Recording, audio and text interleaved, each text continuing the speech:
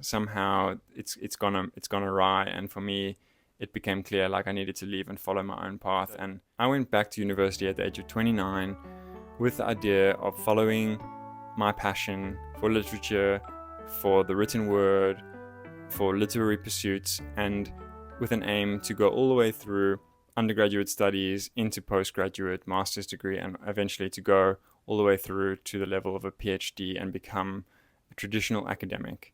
And my experience on that journey was very illuminating in unexpected ways, and I just wanted to share my thoughts and feelings in a kind of essayistic, informal way for anyone who is contemplating going back to study but feels daunted by the possibility of student loans, of being, the odd one out in a setting in which there's a lot of, 18, 19, 20-year-olds, and you're maybe a bit older, somebody who is contemplating going to study but has to work a day job.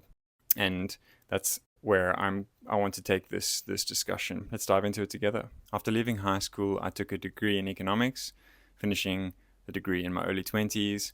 And after that, I went out into the world and worked in various jobs and various industries. I had a midlife crisis in my mid-20s, or I had some kind of epiphany in which I realized that I didn't really want to follow that commercial path or that corporate path. Around the age of 25, I stumbled upon a few life-changing books. Now, these books are maybe not what you would expect. They are not books that directly say, are you in your mid-20s and looking for a change of direction, then read this. They're not like self-help or life philosophy books. They were just well-written books that impacted me in the right place, in the right time. And these books impelled me to return to what was ultimately a lifelong desire to express myself in literary form and to pursue the study of literature on a much more extensive and professional level. And then a cousin of mine, who is a very close friend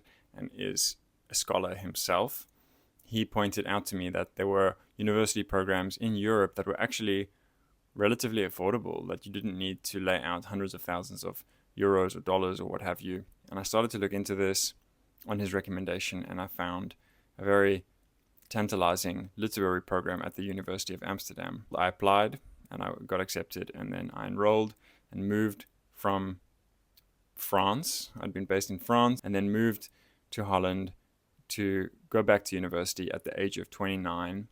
And this was a daunting prospect because I felt that I was already apart from a lot of the other students who were 18, 19, 20. I felt like that I might feel like an outcast because I was older. They would think, why is he coming back here to study? This is not his time and place to be here. And that was, of course, an irrational fear.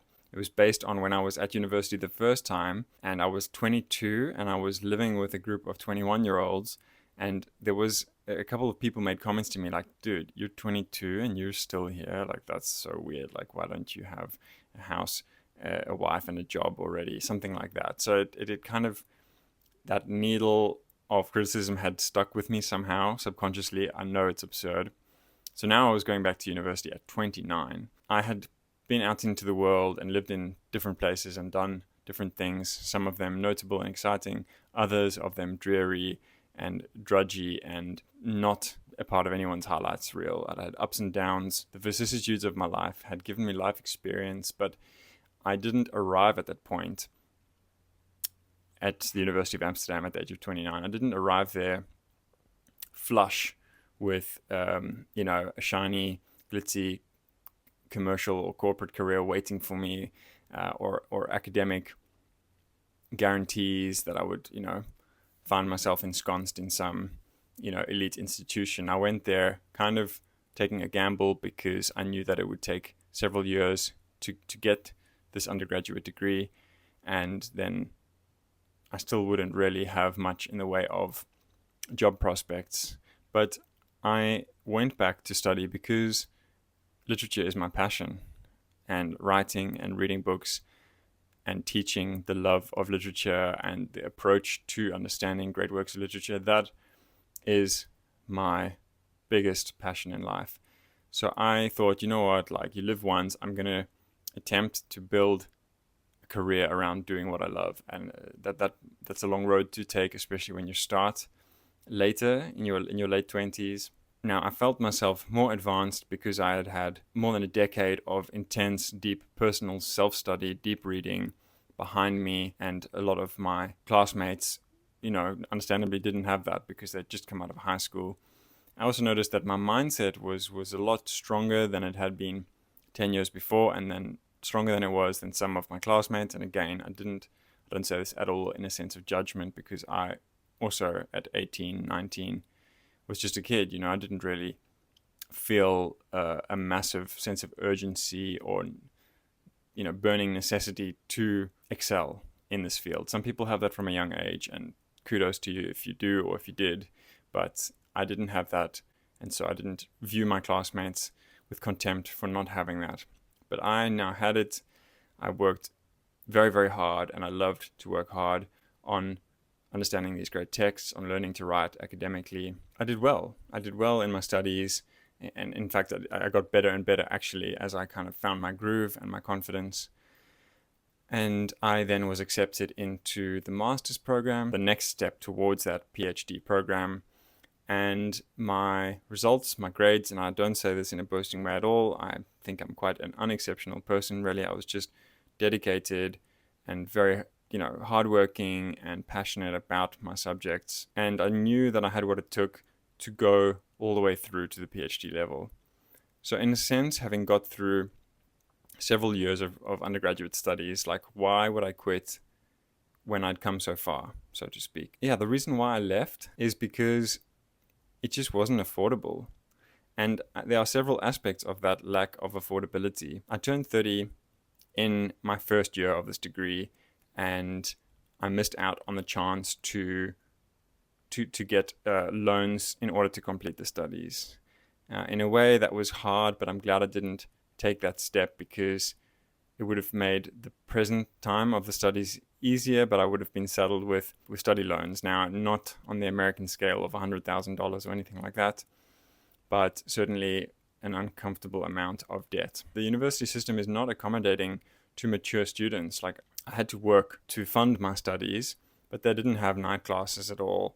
Now, I'm not making this like an attack against the University of Amsterdam per se. There are probably institutions that do have night classes or weekend courses and give that flexibility, but the University of Amsterdam is one of probably many that do not give that option. And I think that is a real hindrance to many, many students. It's not only mature students that have to work. There are, of course, 18, 19-year-old students that have to work. But if you have to do a full-time job and, invest 40 hours of your time and energy into your study program, that's just like a very, very heavy load. You could easily end up doing 80 hours a week. Now, if you were studying to become a doctor or a engineer or an accountant, that there is like a monetary remuneration waiting for you down the line. And this is the second element of the exclusionary cost of studying an English degree, is that you don't have that assurance at all, even if you get all the way through and complete your PhD. I was a good student. I had grades really in the upper tiers of the English department, but there were really barriers to me even being there. And even if I'd come to the university with a massive chunk of savings, like life in the Netherlands is very expensive, and there was no night classes available, so I had to juggle continually through this the time of the study. I had to juggle shift work, like trying to do jobs that allow some flexibility that I can juggle between studies and working. So I'm not here looking for sympathy. I just want to share my experience for those who are thinking of going back to university and who, are maybe a little bit older, have some life experience, are probably going to have to work while studying. I would say find a university that does have flexibility around when you take your classes, because to have 9 a.m. on a Monday compulsory lecture or tutorial, and there's no way that you can avoid that. They won't let you skip it. They won't let you take it online. They don't have evening classes available, and yet the program is packaged as part-time options available, but how can it be part-time if you're just kind of hamstrung by very demanding daytime working hour schedule? So I think that is an issue, and I would say that if you're thinking about going back to university, but you're somebody who is working or needs to work, don't choose an institution that doesn't offer that evening class option. And another thing that I want to say, if you're thinking about going to study English literature because you love books and you love reading, this is a key point. I think you have more of a chance of falling out of love with literature by going to study it in an English department than you do of just autodidactism, self-study, self-growth. There's loads and loads of online resources and materials that won't cost you anything at all, and that will allow you to tailor your own study program and are very enriching. Because there is a focus on producing academic papers, and this is a fault of the wider function of the humanities in our society today. It's degraded. There is less funding available for the humanities, so history, fine arts, languages, literature, cultural studies, and there are multiple arguments, for and against these programs and the funding of these programs. But anyone who loves music or loves watching films or likes going to the museum or doing anything creative, the erosion of those fields through lack of government funding is harming the long-term health of these creative fields. So it is a big problem. Now, of course, people will argue that the way that these departments are run is a part of, if not the major part of the problem. And yeah, I think in some sense there is truth to that. But there is pressure on these departments to conform to the wider sort of administrative pressure of these universities. And the University of Amsterdam is no different, right? It's a major institution with a lot of financial backing, but also a pressure to produce research and to produce like practical, quantifiable evidence of the reinvestment of that wealth.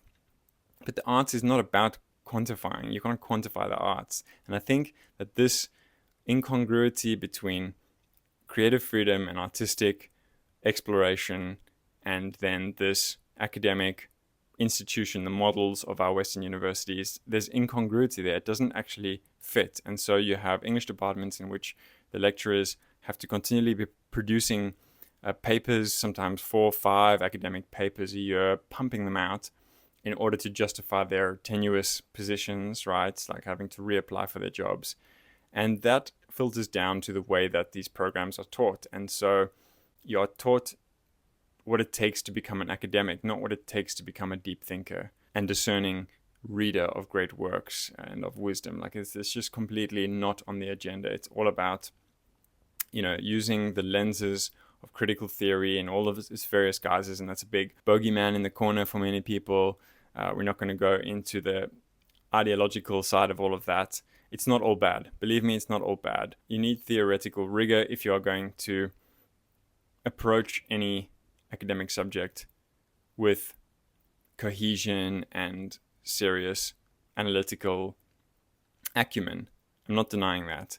But I think that it is out of balance and that there is very little room for creative flourishing and artistic independence. And so you go into these English programs loving classic literature, right? Novels and plays and poetry, and you get channeled into this conveyor belt of how to basically be as efficient as possible in producing academic papers that no one is going to read besides a handful of your peers.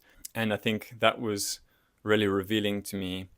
And that's why I realized that if I was going to continue this path, there was just a lot more negativity than positivity. So I would have to invest, at least 8 or maybe even 10 years of my life in order to get to the level of having a PhD. But that wouldn't guarantee me a job at all. And it wouldn't guarantee me job security if I were to get a job. I'd probably at that point have incurred some kind of debt. And I would probably have to sacrifice like my fecund, flowering, passionate love of classic works of literature, of the greatest, thoughts and feelings that have been expressed in language, in writing. And that for me was just this realization, like, I don't want to give up my love of literature and of creative writing in order to pump out, academic papers that fulfill like these really rigid guidelines.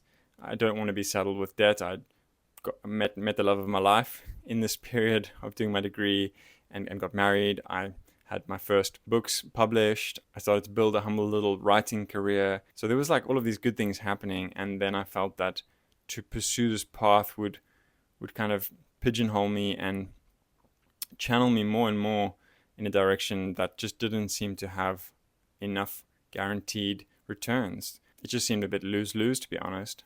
And so I was accepted into this master's program and made the decision, like, you know what, I'm actually going to let go of this dream of following this traditional trajectory and becoming an academic in the institutions, and pursue my own path and, follow where the love of literature takes me, and design my own study program and writing and reading journey that doesn't involve pressure to be efficient, that doesn't involve narrow scope of literary interventions, quibbling about theoretical fine print. I don't regret that decision at all. And I also just want to say that, of course, some people thrive in those situations. I'm not condemning, English departments. I'm not condemning the University of Amsterdam. But I think that there are major flaws in a system that is meant to enhance and encourage literary excellence, but that cuts down and minimizes and reduces and pressurizes the production of cultural and literary value. Somehow it's gone awry, and for me it became clear, like, I needed to leave and follow my own path, and my love of literature has only grown stronger. I don't regret leaving. I left with much more manageable amount of debt. I started a YouTube channel. I, got involved in exciting writing and education projects. And I think that there is like a growing healthy ecology of people that are doing it alternatively, that are, rejecting the traditional path in order to create something fresh and new through different teaching apps, through YouTube, through other platforms. And I think there's something very invigorating, fresh, and enlivening about that. So that was why I left university in my early 30s, having gone back after more than 10 years, going back to study to follow this path, and then in the end leaving again. I just wanted to kind of share my experience of going back to university a little bit later in life as a mature student, for those who are thinking of following a similar path. And let me know if you have done something similar, what your experience was. Did you go all the way through to the professional level of academia, or did you also have a kind of realization that this path was foreclosing opportunities in harmful ways to you personally and to your original passion for these subjects? Would love to hear from you guys about that. I'm on Insta now, so if that tickles your fancy, do check out my Instagram, Brain Booth Jones. Thank you so much for watching, and speak to you all soon.